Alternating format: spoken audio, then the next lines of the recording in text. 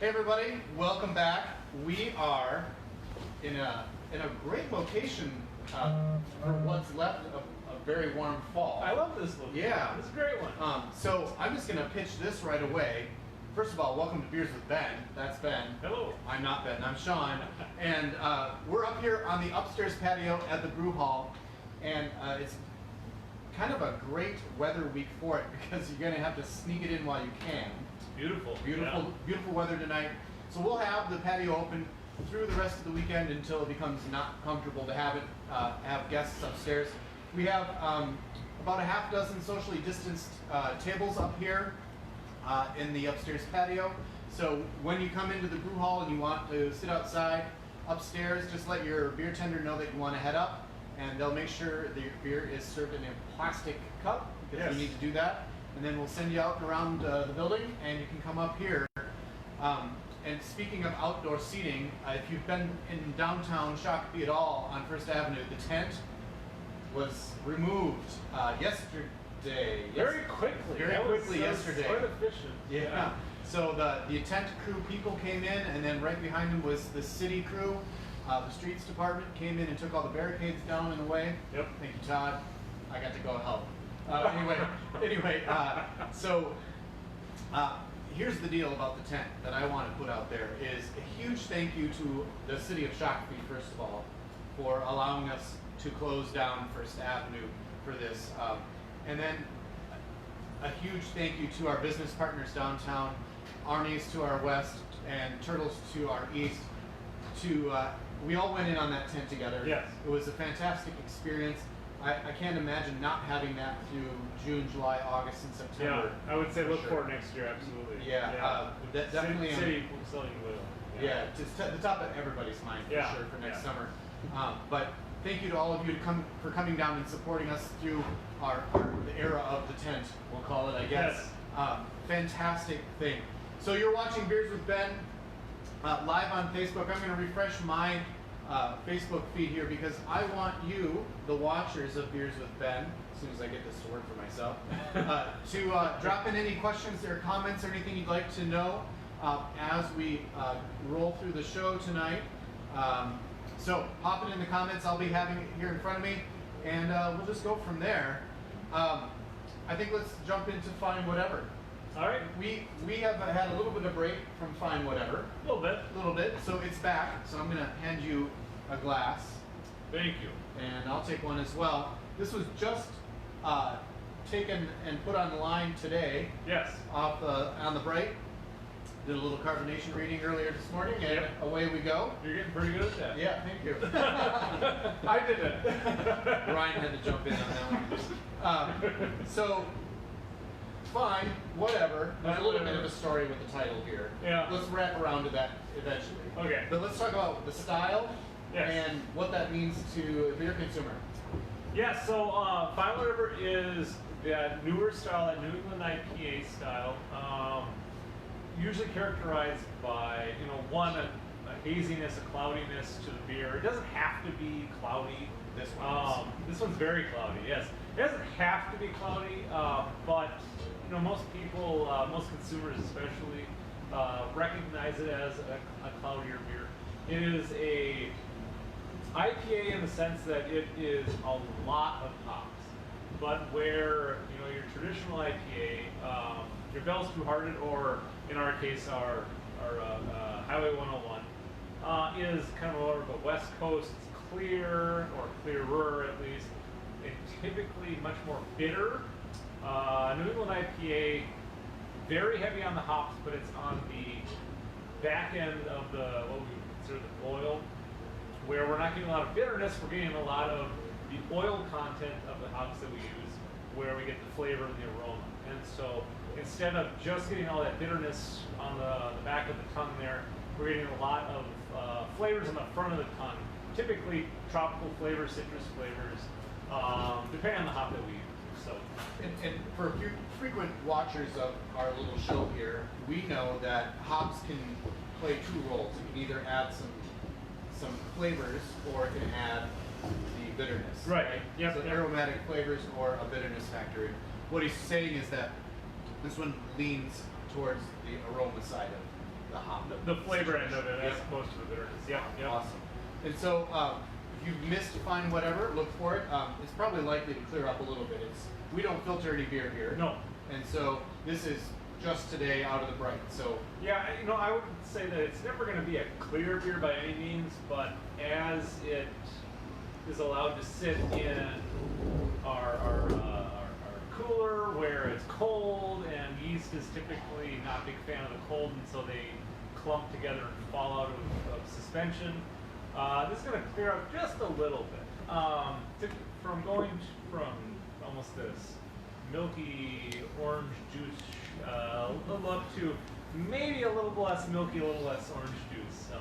Maybe a little bit more into the beer characteristic that you might be used to, especially if you have been drinking beer for more than 2 or 3 years. right. So. Our previous IPA that was on tap, and we just ran out of it, was the Oaty McOatface. Yes. That's gonna be an amped up, more hazy Right. beer compared to this. So this is kind of falling into the middle in the haziness spectrum when it comes to our IPA. Well, and this is definitely more of a barley focused beer as opposed to the Oaty, which was very much an oat based beer.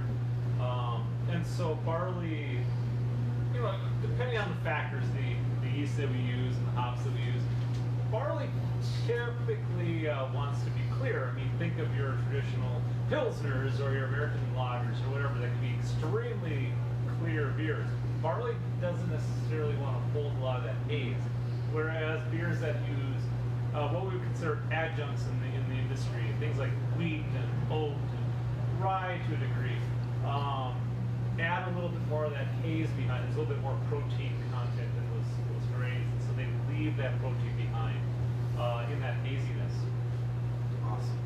So when we have our most popular IPA, of course, is Highway 101. Yes. We're gonna put this aside for a moment, and we need to kinda let's make a clear space for this out. Yeah. So, I mean, there real quick, that's what the fine is looking like today. And then let's put up the glass of what we know as Highway 101. This is a traditional Highway 101. So just a 30-second elevator speech about what West Coast is compared to New England.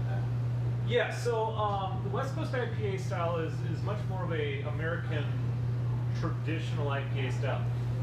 Whatever that means. Last 20 years of craft brewing in America has kind of created this IPA where it is very much a little bit of caramel characteristic, very easy drinker, but is almost always defined by the bitterness or the level of bitterness at the very least, where it is very much the quintessential, everyone knows it, IPA, or excuse me, a hop forward bitterness beer, where we add the hops in very early in the boil.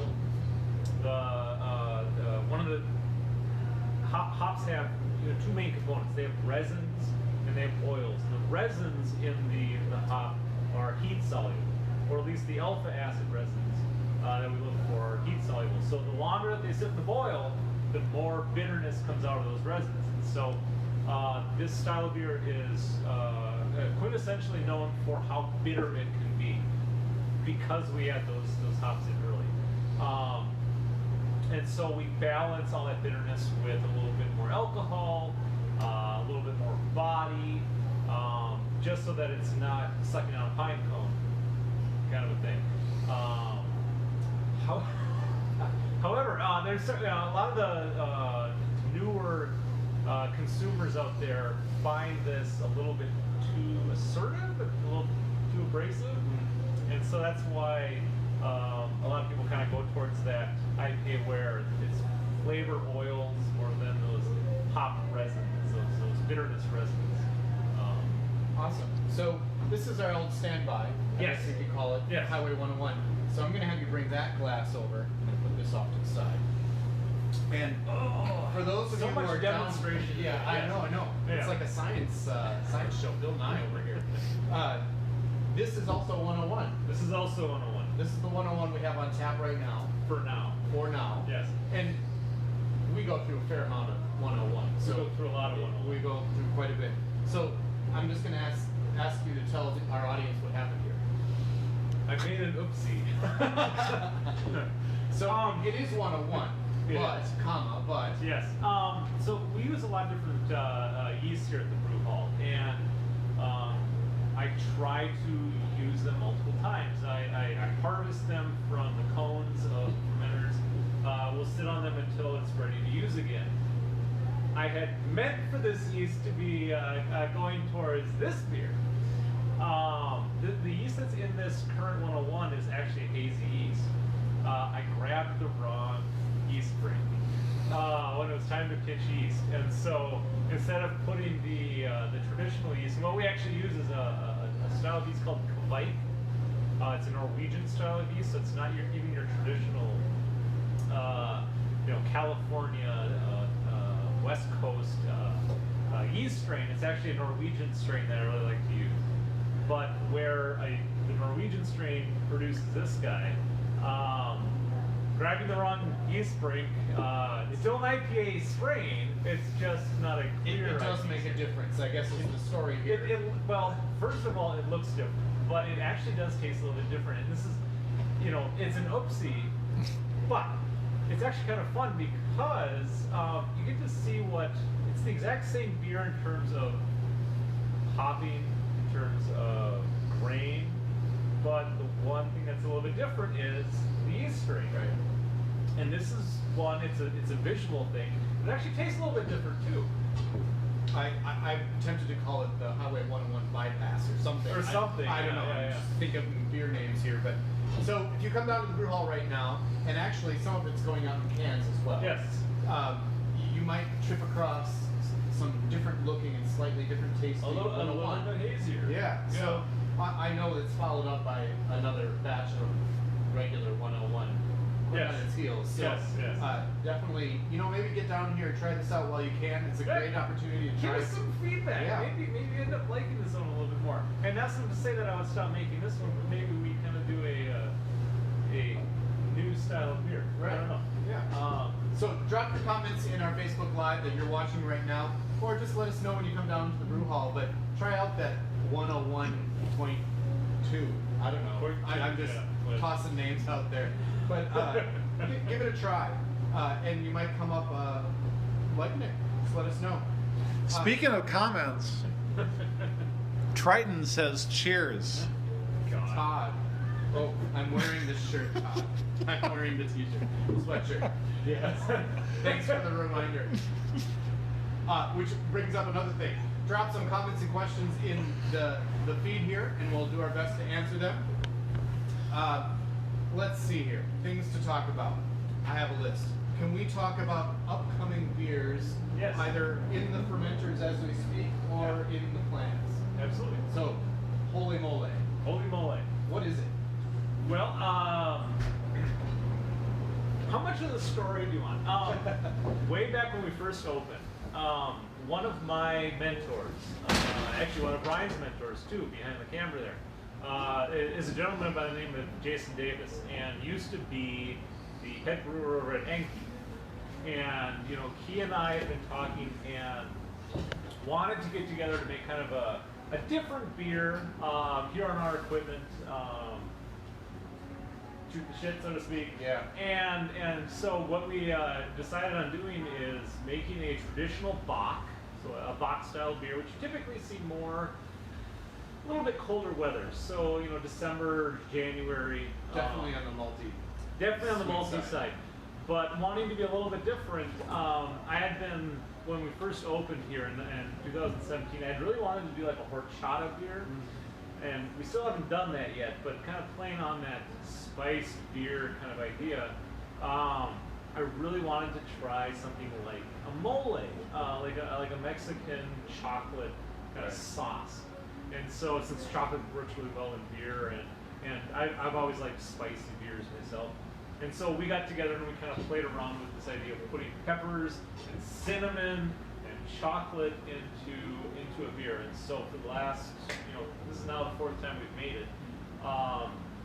We made a mole beer, and every year I'm kind of my own worst critic because I always think it needs a little bit more spice.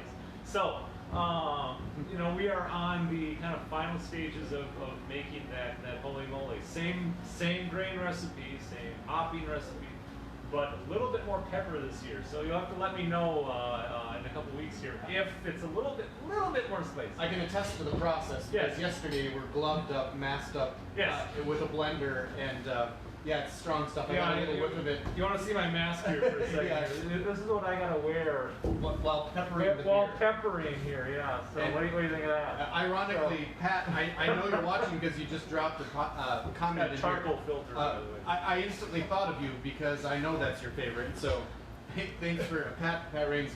Yes. His favorite, absolutely. It'll be back in a few weeks here. We're looking maybe 3. I think the plan is to release it around Thanksgiving. So yeah. Later this month, look Yep. for Holy Mole. Yep. We also have our winter warmer on its way. Yes. Tell us a little bit about that style. I'm sure we'll talk about it on a future episode, but just the quick and dirty version. So the winter warmer is in the style of what you would call a British strong ale. You know, if you are ones to frequent like liquor stores, you'll see beers called winter warmers out there, and there really isn't a true style for what is considered a winter warmer. It kind of fits in this bigger umbrella style of British strong ale. But what it really is kind of a beer that is traditionally released more around the Christmas time. You know, early December to late January. It is a fuller bodied beer. It is in the British style, so it's got kind of more of a flowery hop characteristic as opposed to like a spicy hop or citrus hop characteristic. A little underwhelming in the hop realm, just because it's not meant to really be tasted. It's more of a balancing addition, just to counterbalance how malty this beer is. It's a little bit more alcoholic. I think this year I would expect it to come out around 8.3, 8.5. But it is very much a darker beer, malty beer, a little bit of alcohol in there. It warms you up when it gets cold. It's not that cold right now, so maybe it's good that we don't have it quite yet. Give it a few days. Right. Yep. But it is very much a winter holiday-esque style of beer. Awesome. So. We have some of that in a barrel in the basement that we're looking at. And we're going to release a little bit of a barrel-aged beer as well. So I would be expecting both the current, the 2020 warmer, but also we're going to be releasing a bourbon barrel-aged winter warmer next year. Or excuse me, at the when are we planning? Black Friday. Black Friday? Yeah, Black Friday. So Black Friday, be looking for that. Awesome. Thank you, Vanna White. Yes. Let's roll into the infusions world. Yes.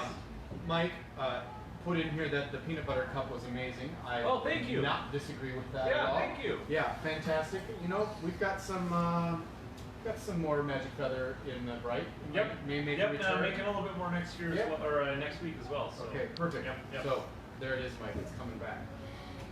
By the way, in our infusions, we always put together a small batch of crawlers for sale and off sale, and they go pretty fast. And it's first come, first served on those crawlers. So on a Saturday morning, you want to come in and get that. You'll generally see me behind the counter in the morning, but come on in and get your crawler of whatever infusion happens to be on. We are looking at 2 infusions this week. One's on Friday. It is in orange West Coast IPA. In fact, it uses the Highway 101. Yep. And I believe there was a bag of oranges dealt with today. I hope. And what else? And then, No, what else is in there? oh, I don't know what else is in there. But so, I mean, it's very much going to be kind of dreamsicle-esque, I guess, Oh. in that it's got. It doesn't have the milk component. It doesn't have the lactose, but it very much has I'm excited. the vanilla. Vanilla and So orange. a lot of vanilla. News to me, folks. I learned it right here in front of me. Also then, and we're just going to leave this up to the taste testers on Saturday. You're calling it a mulled cider, and it uses the Duck Duck Goza. We just had a little bit of that left over, and it's the base Duck Duck. Yes. So no fruit So added, no fruit addition to it. Yeah. except for what's being put in it. For Yep. this Yep. infusion. So there's a little bit of apple cider added to it to play off of that already kind of sour lemony characteristic. So come in and try it out. I'm excited. I'll take a sip of it here tomorrow or the next day, and Just, you know, just as a cliffhanger for when it's going to be pink. it's gonna be pink. All right, and I think I know why. I'm gonna leave it there. I'm not gonna give away too much. We need to take a step back and look back to the past. We've had a couple of fundraising beers here in the last few weeks.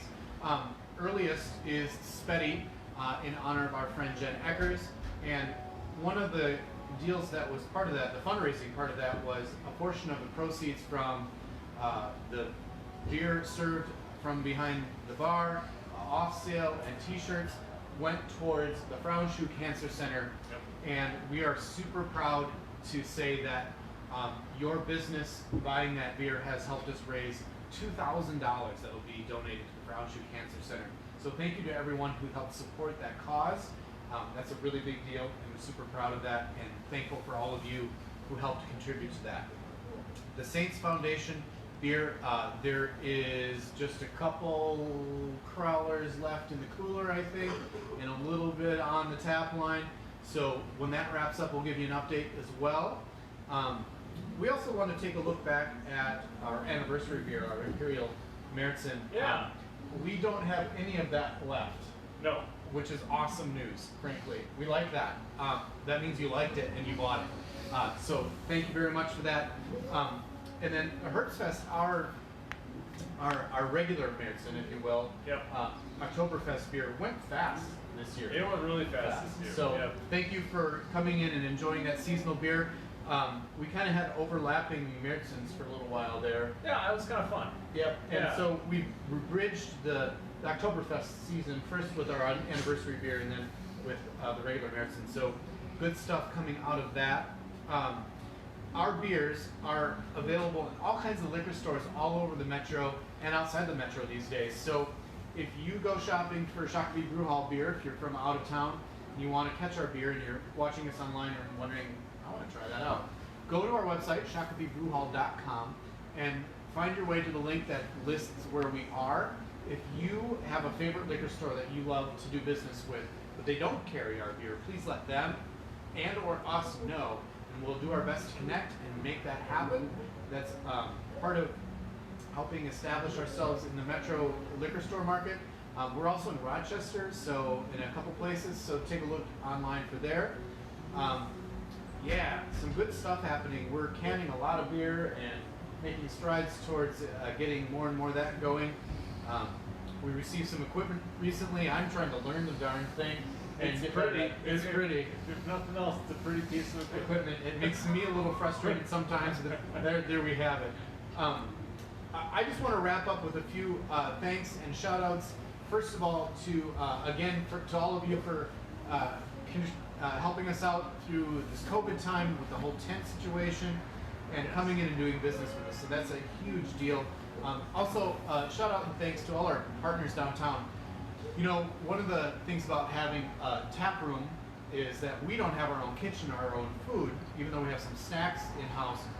We encourage you to grab food from any of the establishments in town, especially the ones that we share downtown with, whether it be Turtles, Pablo's, Bravas, O'Brien's, and Sit and Sip down the street from us. They just received their liquor license and now carry wines and beers, including some of ours. Yep. So we encourage you to visit any and all of those places. Go ahead and grab some food from them. Do carry out, bring it into the brew hall. Enjoy beer with us while you have your dinner. Enjoy conversation with friends. Here's the deal, folks. We're still in the middle of this COVID stuff, and we are working really hard to make sure that we have socially distanced tables, people are wearing masks, all that stuff. It's a safe place to be, to enjoy some time and some beer. And yeah, come and see us. The weather's about to change in the next few days. Well, I mean, it already changed once this year. Once, so we experienced that fun snowstorm. Fun. I don't know how fun it was, but come down and see us. The tent's gone, but you can still come down and see us. We've got some upstairs seating where we are up here while the weather lasts, and then we'll be inside. And we'll hope to see you soon. Absolutely. Come and see us. Thanks, Ben. Thank you, Sean. All right. See you, folks. Thank you. Cheers.